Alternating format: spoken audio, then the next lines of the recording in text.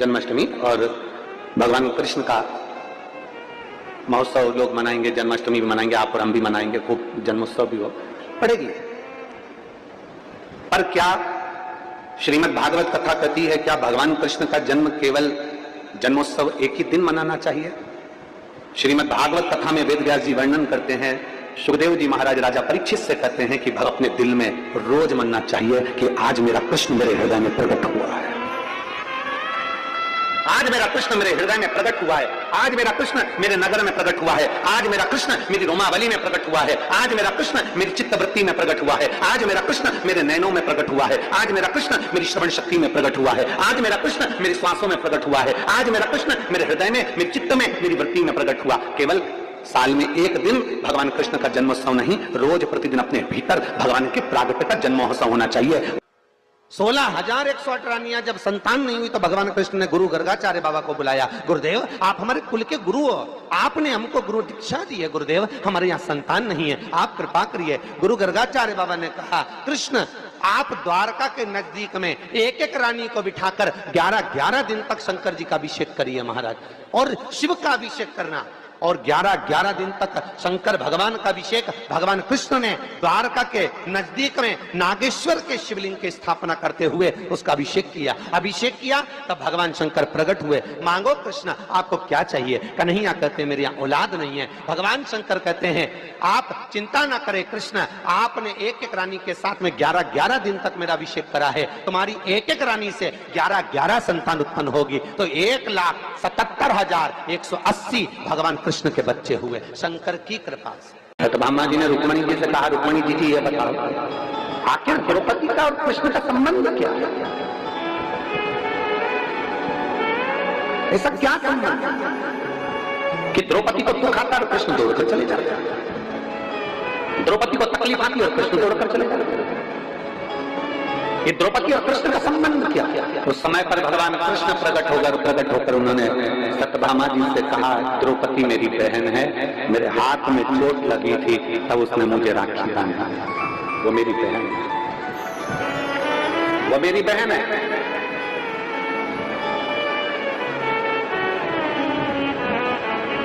कृष्ण चले गए, फिर सत्यभामा बहुत प्रश्न करे, सत्यभामा जी ने फिर प्रश्न करा, रुक्मणी जी ये द्रौपदी को थोड़ी सी अक्ल नहीं है क्या? क्यों? रजस्वला धर्म से 3 दिन का रजो धर्म था इसका, और इसने हमारे स्वामी को पुकार लिया, भगवान को बुलाया और भगवान ने जाकर इसका चिन्ह बढ़ा दिया। रजो धर्म में तो स्त्री मंदिर नहीं जाती, सामान नहीं छूती, और इसने भगवान को पुकार लिया और भगवान जाकर उसका चिन्ह बढ़ा दिया। समझ में नहीं आया मुझे, तो ये खेल समझ में नहीं आया, मुझे ये खेल समझ में नहीं आया। भगवान कृष्ण फिर प्रकट हुए और भगवान कृष्ण ने कहा, सुनो सत्यभामा, शुद्ध हो अशुद्ध हो,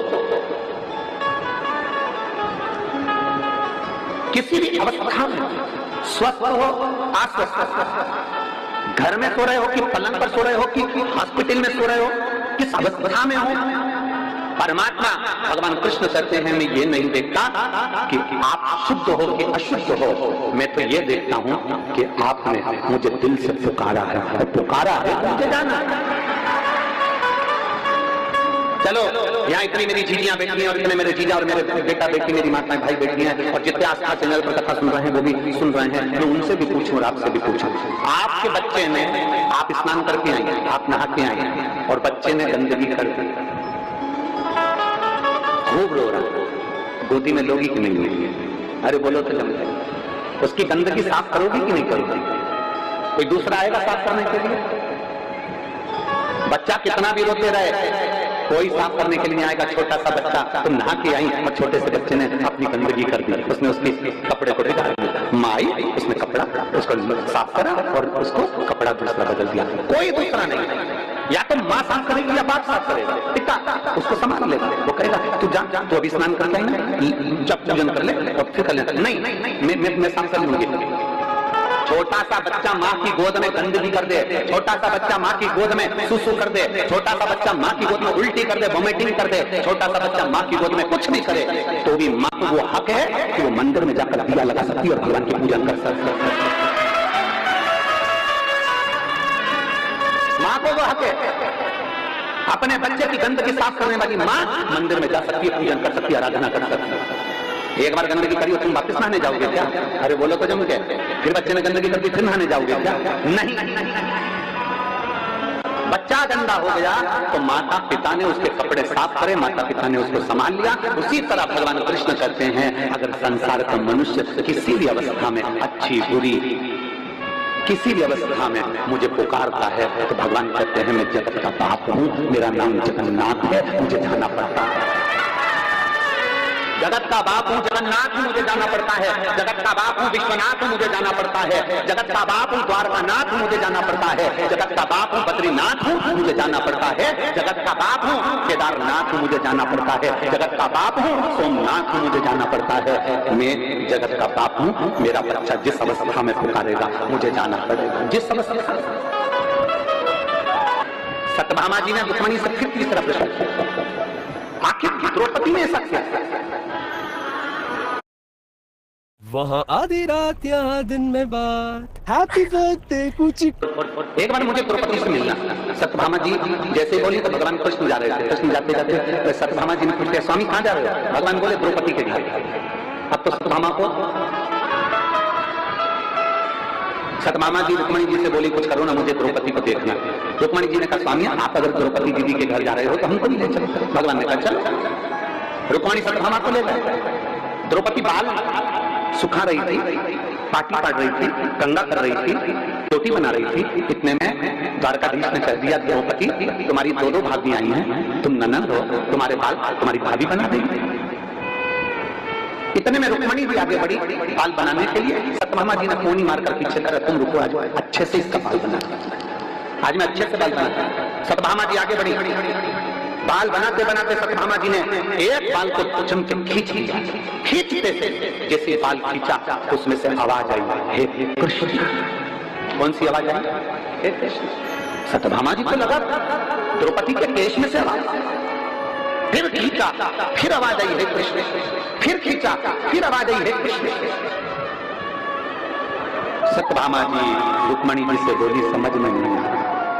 सत्यभामा जी बोली रुक्मिणी जी से समझ में नहीं आ रहा, मैं बाल खींचती हूँ और उसमें से हे कृष्ण आवाज आती है। तब भगवान कृष्ण प्रकट होकर बोले सुनो सत्यभामा, पूरी पृथ्वी पर कोई संत, कोई साधु, कोई महात्मा, कोई जोगी, कोई सन्यासी, कोई तपस्वी इस संसार में जन्म नहीं लिया जिसने एक दिन में 3.5 करोड़ बार मेरा नाम लिया हो। केवल एक द्रौपदी है जो 3.5 करोड़ बार मेरा नाम लिया। मनुष्य के शरीर पर 3.5 करोड़ रोम छिद्र हैं। एक एक शरीर का एक एक रोम गिना जाए तो 3.5 करोड़ रोम छिद्र इस मानव के शरीर पर हैं। ये 3.5 करोड़ रोम छिद्र मनुष्य को केवल एक दिन में 3.5 करोड़ बार मेरा नाम लेने के लिए दिया है। पर मनुष्य खाने में, भोग में, विलास में इतना डूबा रहता है कि वो 3.5 करोड़ बार मेरा नाम नहीं ले पाता। केवल संसार में एक द्रौपदी ऐसी है जो एक दिन में 3.5 करोड़ बार मेरा नाम लेती है, इसलिए मैं दौड़ कर इसके पास केवल एक द्रौपदी है जो 3.5 करोड़ बार मेरा नाम लेती है। सत्यभामा जी हाथ जोड़कर खड़ी हो गई, हम भी आपका 3.5 करोड़ बार नाम नहीं ले पाते, हमारे लिए कोई आज्ञा करो कि हमको 3.5 करोड़ बार नाम का फल प्राप्त हो जाए, ऐसे कुछ कृपा कर दो। भगवान कृष्ण ने कहा द्रौपदी सत्यभामा उसका केवल एक साधन है। शंकर भगवान माता सती को कुंभज ऋषियां कथा सुनाने ले गए थे। मेरे भोले बाबा अमरनाथ की गुफा में पार्वती को कथा सुनाने ले गए थे। अगर 3.5 करोड़ बार मंत्र का, जाप का, नाम का फल पाना है तो किसी शिव महापुराण की पंडाल में जाकर बैठ जाओ, जितने भक्त नाम लेंगे उसका सारा पुण्य आप और हमको प्राप्त होगा। 3.5 करोड़ बार आप इतने सारे भक्त मिलकर जब श्री शिवाय नमस्तुभ्यं करते हो, ओम नमः शिवाय करते हो, नमः शिवाय करते हो, राम नाम बोलते हो, कृष्ण नाम बोलते हो, भगवान का नाम बोलते हो और भजन में ताली बजाते हो तो वो शब्द टूटता है। ये इतने लाख लोग 10 लाख 8 लाख लोग एक साथ, अगर 10 लाख लोग एक बार में नाम बोलेंगे तो 10 लाख नाम तो हो गए, और 10 लाख लोगों ने 5 बार नाम बोला तो 50 लाख हो गए, और 50 लाख लोगों ने ताली बजाकर मंत्र का जाप करा तो वो शब्द टूटा, टूटने के बाद 3.5 करोड़ रोम चित्र में समाहित हो गया।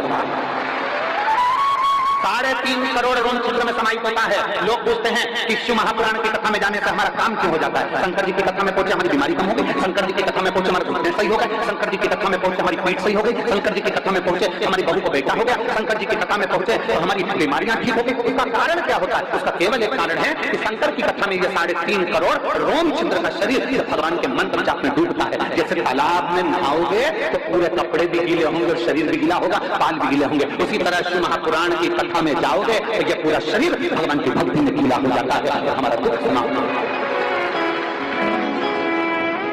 21,600 श्वास प्रतिदिन निकल रही है, उस श्वास में शंकर का नाम नाम लो।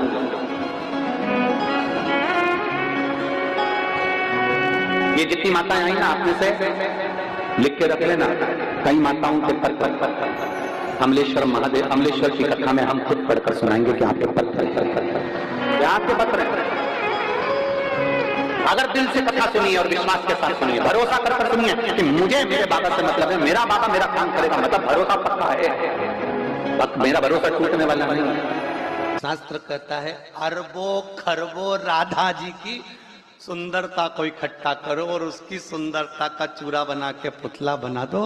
इतना कृष्ण मेरा सुंदर था, इतना सुंदर मेरा ठाकुर था, इतना सुंदर, जो देखता स्तुप्त हो जाता। भगवान दुबले पतले थे, दुबले पतले नहीं थे, कपड़े तो सिले हुए पहनते ही नहीं था। मैया ने नीचे एक झबला ऐसा बनाया था जिसमें नीचे सोने की चेन लटकती थी, उसमें घुंघरू लटकते थे, और जंगा छोटी छोटी ऐसी में मोटी मोटी, पाँव में कड़ला, हाथ में सुंदर काले मोती और सोने के मोती की पौची, गले में माला, बड़ा बड़ा आंख, आंख में भी सुरमा, सुरमा में भी एक आंख का सुरमा पूरा बिल्ला जैसा, एक सही रहता था, एक हमेशा बिगाड़ लेता था, रोता था तो एक ही मलता था, बिल्ला जैसा हो जाता। चुटैया, चुटैया में मोती लटक रहा है, मोती को पकड़ के मुंह में ले लिया, और किसी ने कहा कन्हैया भाग, और ऐसा ठुम ठुम ठुम ठुम भागे, जहां लुढ़क जाए तो कहीं गाय अपने बछड़े को दूध पिला रही हो वहीं जाके छुप जाए, और गाय के बछड़े को चिमटी खोड़ के भगा दे और खुद थन को मुंह में लेके चूसता रहे, और इसका भाई इसको ढूंढता रहे, गया कहां, मालूम पड़े गैया के नीचे सो रिया, दोने हाथ पकड़े, दोने पांव पकड़े, टामाटोली कारी, आलकी की पालकी, जय कन्हैया लाल की। ब्रह्मा जी मन में सोच रहे ये देवता ओंधा लटका है,